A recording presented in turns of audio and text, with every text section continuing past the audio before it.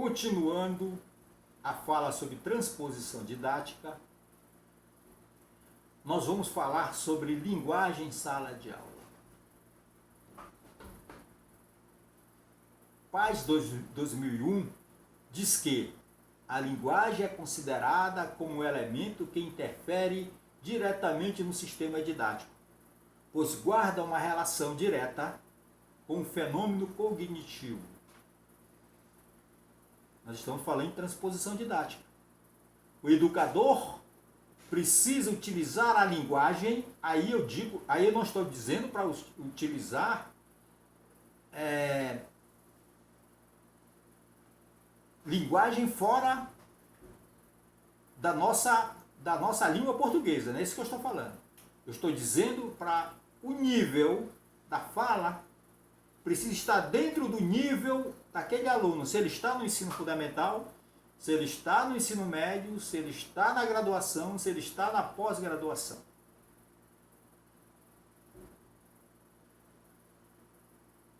Os temas que são abordados no ambiente da escola, antes que isto aconteça, o educador precisa saber o nível de conhecimento que está naquele ambiente, para você adaptar a linguagem a quem está te ouvindo. Se você chegar na educação fundamental com a linguagem da educação superior, com certeza os alunos terão dificuldades de aprender.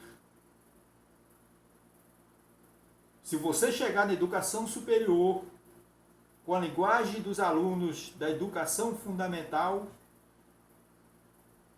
você está deixando de levar, de colocar para os teus alunos da educação superior a necessidade de uma linguagem mais acadêmica, de uma linguagem mais complexa, de um nível maior. Quando o pai traz a linguagem para a sala de aula, ele está trazendo para a discussão esse nível de linguagem que precisa estar dentro do nível do ensino que você está trabalhando, que você está atuando naquele momento. Então, precisa estar atento para que você nem coloque no nível tão simplista que está fora do nível de educação que você está ensinando, e nem coloque no modo tão complexo para aqueles alunos da educação básica ou educação fundamental não compreendam o que você está levando para os teus alunos. Precisa ser observado o contexto pedagógico aonde acontece o ensino, a prática pedagógica, a transposição pedagógica. A PAS 2001 diz que o valor educacional que uma disciplina expande na medida em que o aluno compreende os vínculos do conteúdo estudado com o conteúdo compreensível por ele.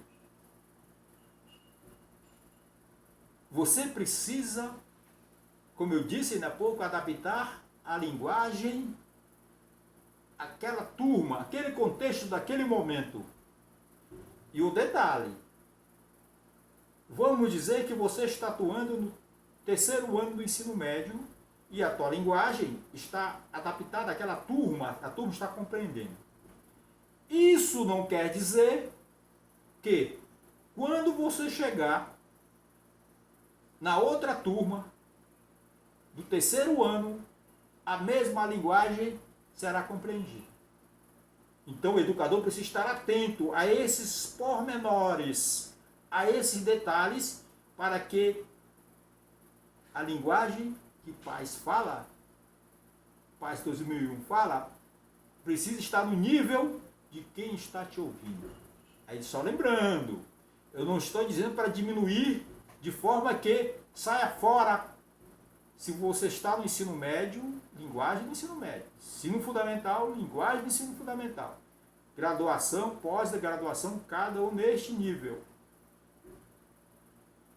porque isso vai obrigar também o aluno a se adaptar, a buscar também a melhora, se ele tiver alguma dificuldade, para ele buscar as informações necessárias por conta dele mesmo, para que ele consiga se adaptar também àquele nível que ele está,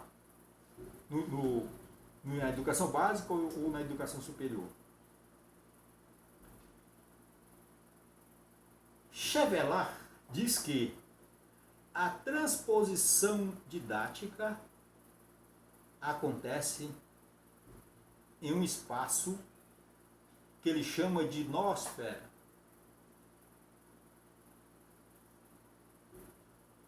Chardin, ele fala que noosfera é o mundo das ideias, formada por produtos culturais, pela linguagem, teorias, conhecimento e espírito. Olha a complexidade que é a noosfera, o espaço por onde passa a transposição didática até chegar nos livros didáticos e na sala de aula pelo educador. Chardin falou que é o mundo das ideias.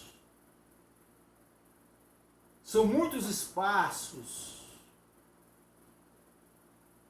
Aí ele fala de linguagem, de cultura, de teorias, que são trabalhadas para transformar este saber sábio ou saber científico uma linguagem adaptada para que o aluno compreenda, para que o aluno aprenda. Chevelaert 91 fala que a noosfera é alguma coisa invisível. Pensa e determina quais saberes devem ser ensinados e com que aparências eles devem chegar à sala de aula. Chevelaert 91 fala que é um saber invisível, é um pensamento invisível, é um caminho invisível, porque perpassa por várias situações e lugares para haver essa lapidação, esse cuidado, essa nova análise, esta nova linguagem para ser colocado no ambiente do ensino. E o que é este tal de noosfera? Sabe? O que é isso que você está falando, professor? É lá o ambiente científico? É o ambiente da sala de aula? São os manuais, os livros didáticos? É o que acontece na formação do educador, na prática diária, nos seus estágios,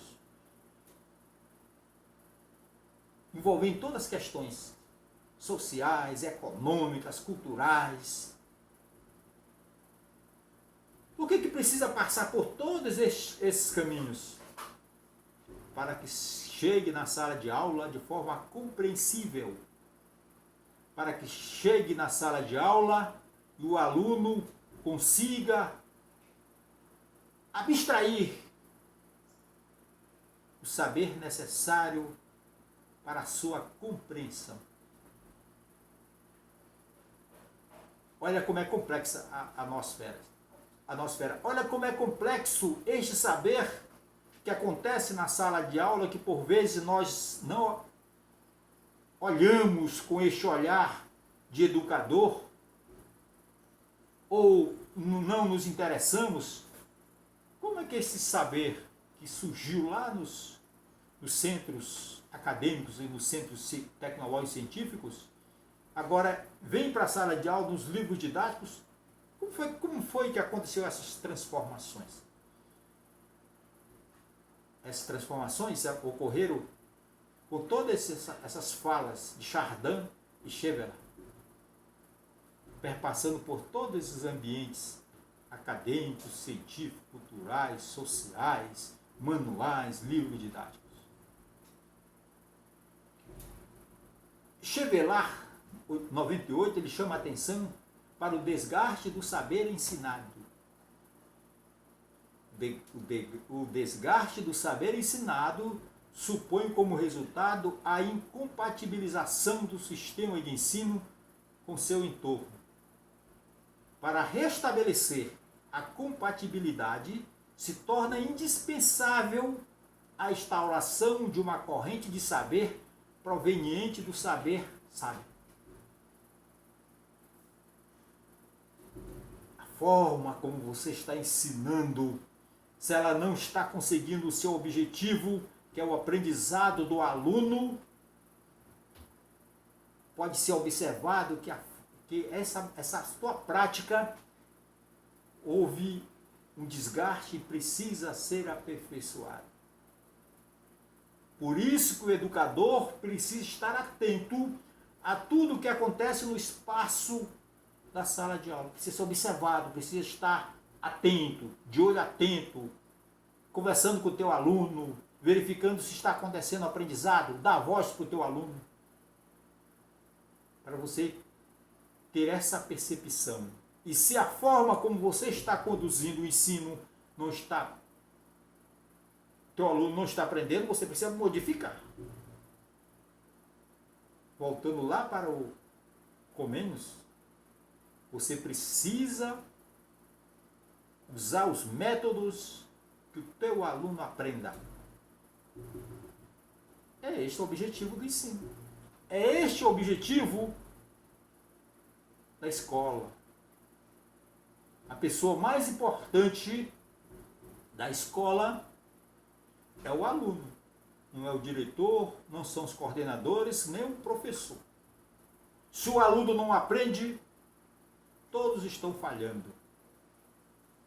Por isso, então, o educador e toda a coordenação, estou falando do educador porque nós estamos falando diretamente dessa prática da identidade do educador. Mas a transposição didática é responsabilidade, como eu disse ainda há pouco, de todos que estão no ambiente da escola. Aí, repetindo, quando eu estou falando de ambiente da escola, eu não estou falando da sala de aula. Eu estou dizendo que todos que estão envolvidos neste ensino da sala de aula, diretor, coordenador, biblioteca, pessoal da cantina, pessoal da segurança, pessoal da Secretaria de Educação, todos são responsáveis pelo que acontece na escola, no ambiente do ensino, no ambiente de aprendizado. A necessidade de se ensinar o conhecimento leva à necessidade de modificá-lo, adaptar, baixar o nível da linguagem, elevar o nível da linguagem para que o teu aluno aprenda. É preciso modificar o saber para que este se transforme em objeto de ensino ensinável, isto é, em condição de ser aprendido pelo aluno. A transposição didática é isso aí. Conseguir conciliar, eu disse sem perder a essência, o saber sabido ou saber científico, agora no ambiente da sala de aula, de modo compreensivo para aquele teu aluno que você está trabalhando naquele momento. Você está adaptado a ele. É ele que vai demonstrar para você se aprendeu ou não. Então, o país falou da linguagem, então cuidado com a linguagem, cuidado com o nível que você está ensinando o teu aluno. Disciplina escolar não é o conhecimento científico, mas uma parte dele. Além disso, modificada.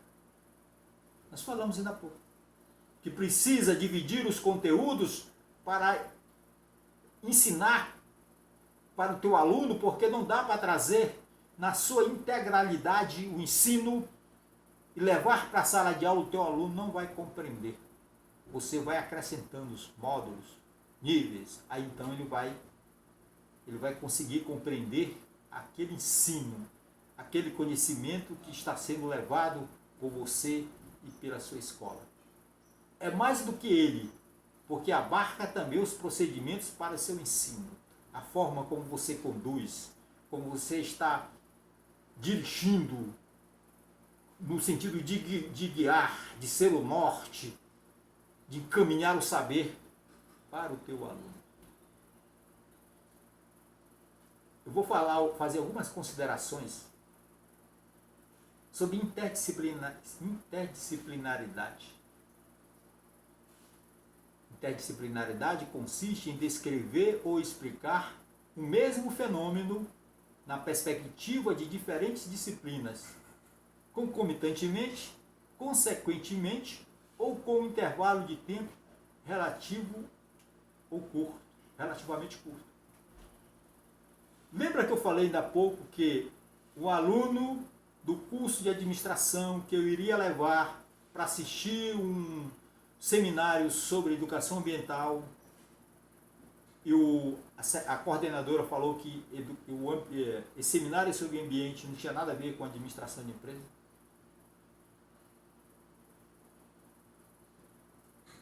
Essa pessoa está no lugar errado. Porque qualquer saber, ele caminha, ele passeia por outros saberes.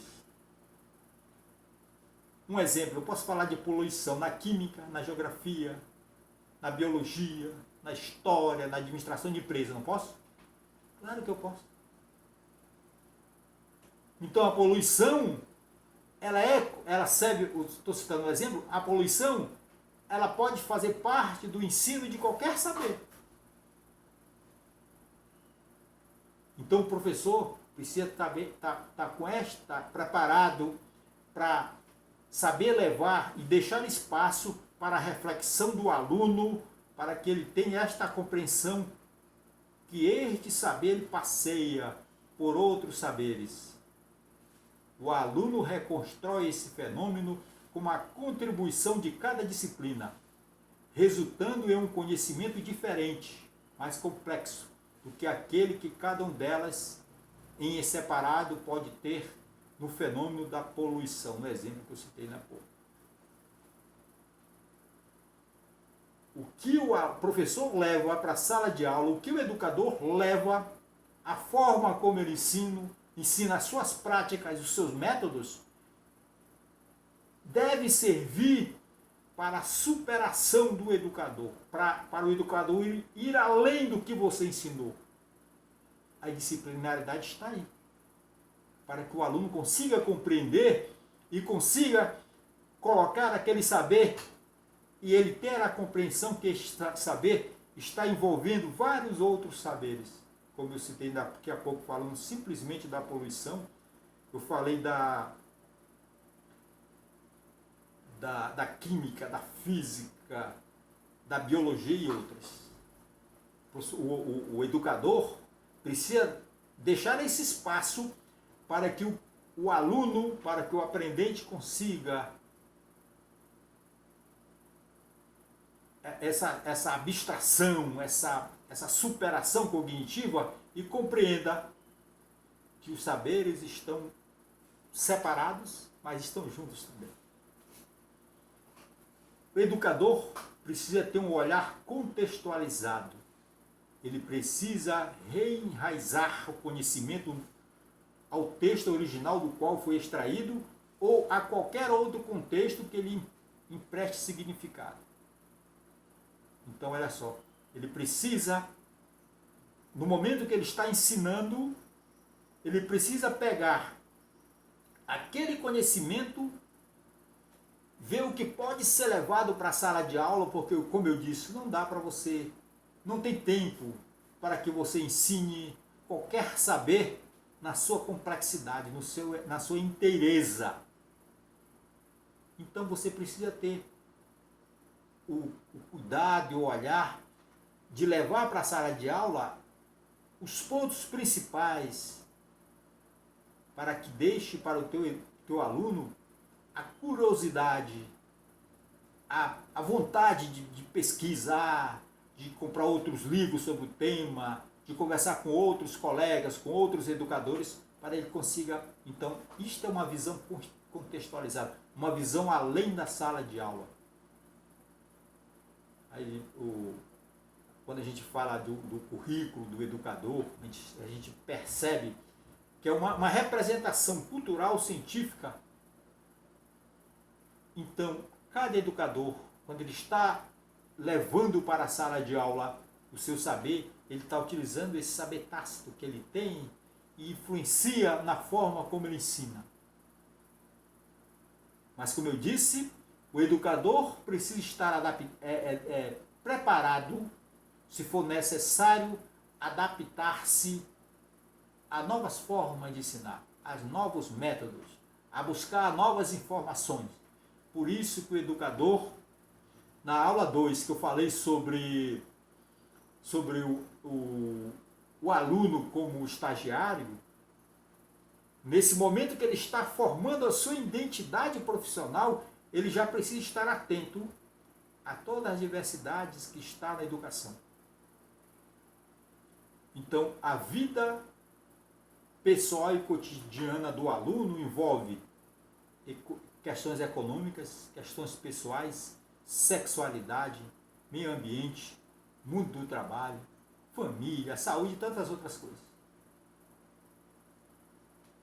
Olha só quantas questões este aprendente traz para o ambiente da escola que precisa ser observado no momento de ensinar, que precisa ser visto, que precisa ser cuidado para que você esteja no nível da linguagem, no nível do ensino, para que teu aluno aprenda. E aonde o aluno vive? O que está envolvendo, o que envolve na vida do aluno? Questões políticas, econômicas, desenvolvimento científico e tantas outras coisas. O ato de descoberta ou produção do conhecimento que pode ser reproduzido ou simulado. Às vezes, no ambiente da escola, você não tem um laboratório para reproduzir aquela prática.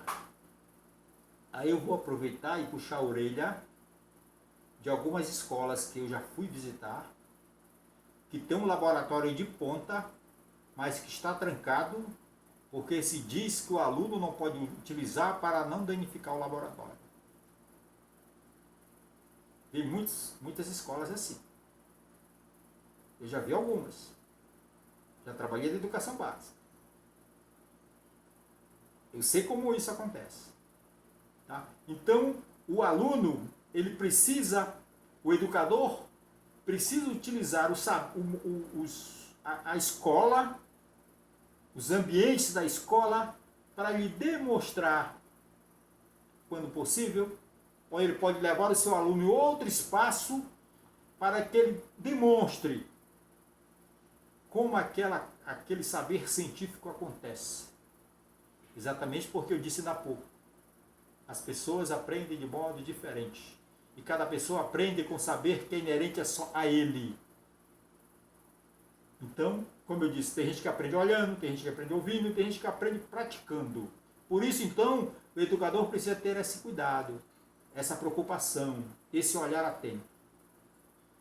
Um exemplo de contextualização. Entender como a poluição tornou-se um problema político na sua cidade. E porque as diferentes soluções, aparentemente apenas técnicas, estão comprometidas com diferentes formas de organizar o espaço urbano. Isso remete ao conceito de contextualização. Aí eu fico pensando quando aquela coordenadora disse para mim que educação ambiental não tem nada a ver com administração de empresa. Isso é revoltante. Desanima a gente que quer. Pensa em alguma coisa melhor, a vez que tu está num ambiente que tem tanta dificuldade, surge a oportunidade desse, alguém atravanca o desenvolvimento do aluno. Certo? Então, esse exemplo de poluição é um exemplo bem básico, mas para a gente conseguir compreender como é importante o saber perpassar por todas as outras áreas de saber. Como é importante essa interdisciplinaridade. Como é importante o educador levar para o aluno oportunidade de discussão, de novas preocupações, de novas dúvidas. Eu sempre digo que, quando eu termino o semestre, se o meu aluno tem mais dúvidas do que quando ele começou, porque ele aprendeu. Porque exatamente o saber é o conhecimento que vai trazer novas discussões. novas dúvidas. Aí vai se buscar novas respostas. Com toda esta fala, Chevreul faz um questionamento. E a transformação didática, a transposição didática, é bom ou é ruim? Ele diz que a transposição didática precisa ter uma vigilância epistemológica. O certo é que a transposição didática tem reconhecidas algumas utilidades. Tornar ensináveis os saberes construídos coletivamente e acumulados pela cultura, e possibilitar ao aluno a sua apropriação. Tem, no entanto, desvantagens. Pode falsificar, simplificar ou banalizar o objeto de ensino. De qualquer forma, porém, ela é indispensável. No começo da fala sobre transposição didática, eu disse que a transposição da forma como ela acontece na sala de aula não quer dizer que perdeu a essência do ensino. Quer dizer que você está utilizando uma linguagem para que aqueles alunos compreendam o saber sabido, ou saber sábio, saber científico. Mas isso não quer dizer que você esteja usando artifícios para que o teu aluno não chegue à essência daquele conhecimento. Acontece que, por vezes, o educador, como eu disse, educador tem que ser fodão na sua área. Porque se ele não conhecer, ele pode estar ensinando coisas não verdadeiras sobre aquele conhecimento, sobre aquele saber científico. Certo? Então, cuidado.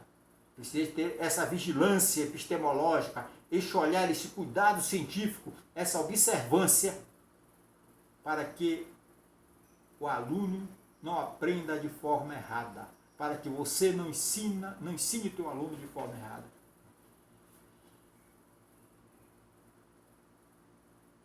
Diante de todas essas falas nossas,